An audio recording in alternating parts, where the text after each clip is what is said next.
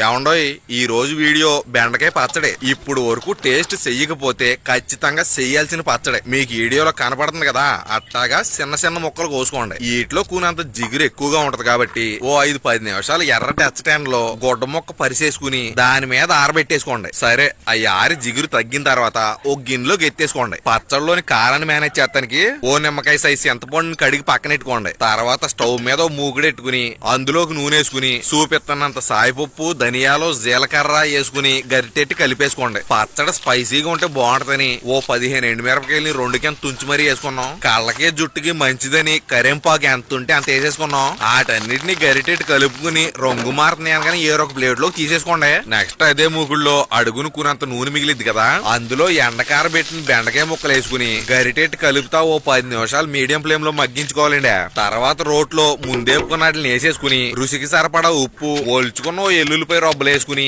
ఇంక మొదలెట్టండి. రోలు బండి ఇచ్చుకుని ఒకటే దంచుడు నూరుడు, దంచుడు నూరుడు. వాటన్నిటిని అడ్డు ఎరగొట్టి మీ చేతులు నొప్పి వచ్చిన తర్వాత అక్కడ కడుక్కున్న చింతపండు కూడా వేసుకుని దీన్ని అడ్డు కూడా ఎరగొట్టండి. ఇంక అది అయిపోయిన తర్వాత ఏ పేరు చెప్పుకుని పచ్చడి చేస్తున్నామో ఆ బెండకాయ ముక్కల్ని వేసేసుకోవాలండి. మిగతాటినైనా మామూలుగా వాయించి వదిలిపెట్టేశారు, వీటికైతే ఖచ్చితంగా పెళ్లే చేసేయాలి. ఏ మాటకి ఆ మాట కానీ చాలా పచ్చళ్ళలోకి ఉల్లిపాయ ఎత్తే ఉంటదండి. అబ్బా సపరేట్ గా చెప్పుకోవసరలా. దీన్ని చేసేటప్పుడు చుట్టూ ఎవరిని ఉండకుండా చూసుకోండి, మళ్ళీ తడిసేస్తారు లాలాజలంతో. ఈ వీడియోలు పుణ్యమా అంట అమ్మ చేత గోరు ముద్దలు తింటున్నానండి. మన వీడియోలు మీకు నచ్చితే ఓ లైక్, కుదిరితే ఓ కామెంట్, వీలైతే ఓ సబ్స్క్రైబ్ చేసేసుకొని చెప్తాను.